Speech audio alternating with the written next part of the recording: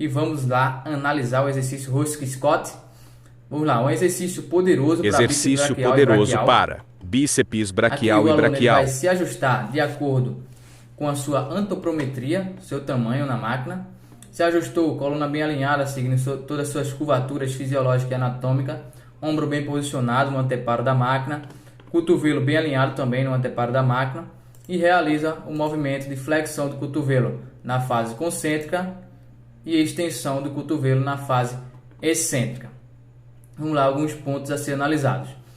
Aqui, como o ombro se encontra em flexão, né, e o bíceps na sua ação ele também é flexor do ombro, ele se encontra encurtado, né, a mais ou menos 90 graus aqui de flexão do ombro, o bíceps se encontra encurtado.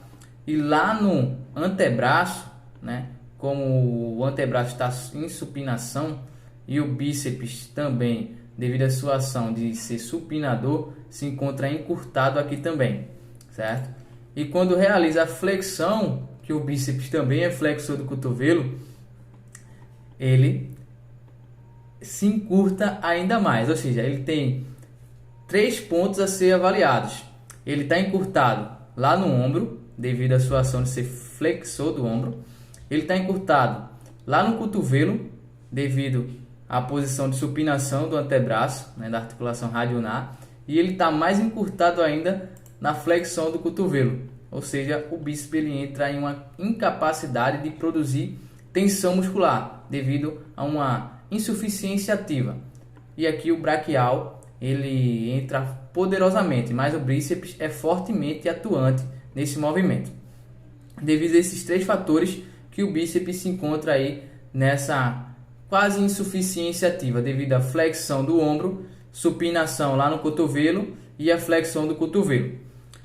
E vamos lá para mais uma análise, né, que é a verticalização aqui, ó, da barra sobre o eixo articular do cotovelo, gerando um ponto de descanso. É onde o bíceps ele meio que perde um pouco de tensão. Perde tensão porque o peso, devido à questão vetorial da gravidade, né, a gravidade fica em cima do eixo articular do cotovelo, impedindo aí uma tensão, ou seja, gerando um ponto de descanso, onde o bíceps ele fica mais relaxado. Ou seja, a graus anteriores dessa angulação aqui, a gente deve interromper o movimento um pouco mais acima, eu não vou clicar porque ele vai abrir a tela novamente, mas um pouco mais acima, mais ou menos aqui, e volta, alonga todo e volta, mais ou menos aqui, para a gente não perder essa atenção aí no final da fase concêntrica, porque quando a gente entra nessa verticalização, a gente entra num ponto de descanso, onde a musculatura entra aí em descanso, ou seja, perdendo um pouco da tensão. Mas se você for um indivíduo iniciante, claro que você pode se beneficiar, né, da fase concêntrica e até o final do movimento, perdendo um pouquinho de tensão, mas você descansa um pouco a musculatura, podendo aí realizar mais algumas repetições. Já para indivíduo intermediário avançado, qualquer grau de tensão muscular é importante para gerar hipertrofia muscular. Ou seja, chegou mais ou menos 90 graus, um pouquinho acima, volta, alonga, contrai e volta, certo? E vamos lá para alguns erros comuns desse exercício. Vamos lá. Aqui a gente vê, ó, que o indivíduo ele deslocou a escápula, deslocou o ombro à frente também. O que pode ter acontecido aqui? Provavelmente seja os músculos estabilizadores fracos, como trapézio e romboides, né, para segurar as escápulas, né? Deltoide anterior, fibras mediais também, deltoide medial e posterior, para segurar o ombro ali, estabilizar.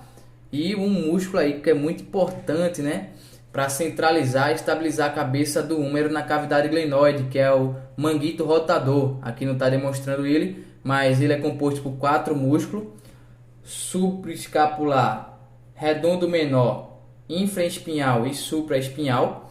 Esses são os 4 músculos que estabiliza e centraliza a cabeça do húmero na cavidade glenoide aqui do ombro e faz com que o movimento ele seja perfeito, né? Que não aconteça isso, que esse movimento não ocorra, e sim esse aqui embaixo, certo? Aqui a gente vê um erro de execução, onde o trapézio ele precisa estabilizar as escápulas, onde o manguito rotador precisa estabilizar os ombros no húmero, certo? Ou seja, a cavidade glenoide aqui, né? O manguito rotador serve para centralizar e estabilizar o húmero na cavidade glenoide, para não ter um deslizamento anterior como houve aqui. Outro ponto a ser analisado, né?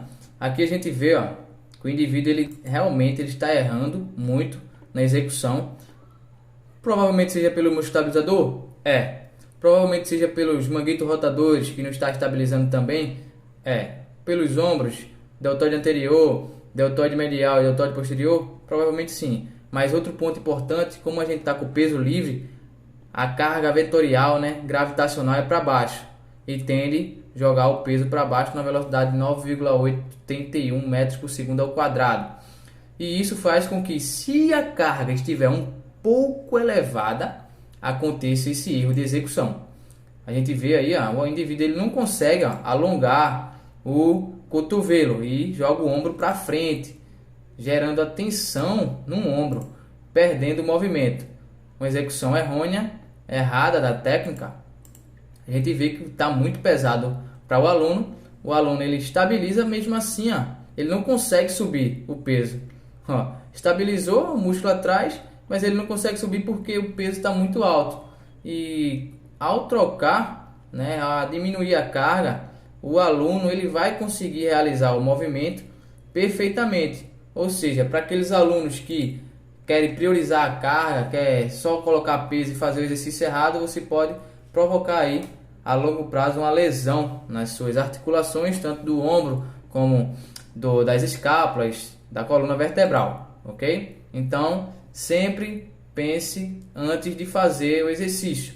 Será que eu consigo? Será que meus músculos estabilizadores estão fortes?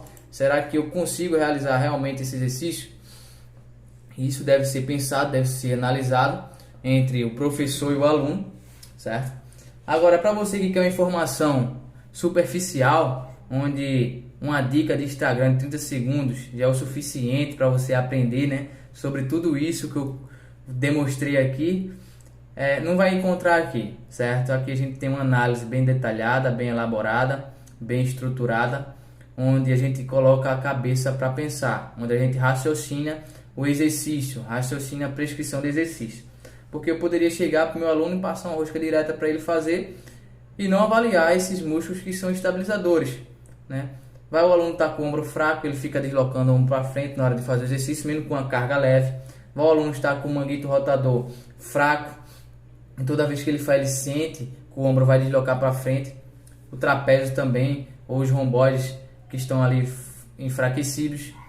E isso deve ser analisado para quando você for prescrever um exercício, o aluno ele não erre a técnica, ele faça o exercício e sinta realmente aquela musculatura alvo está sendo ativada em 100% da sua capacidade de gerar tensão muscular, certo?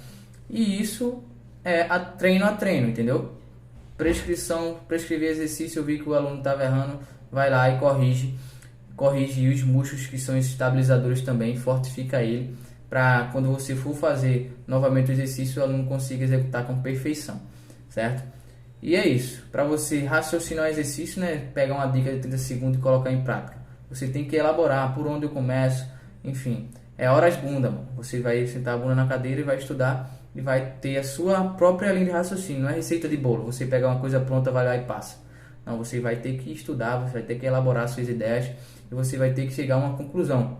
O estudo está aí, a ciência está aí para nos mostrar, né, possibilidades e variações que a gente pode utilizar, se beneficiar da ciência, né?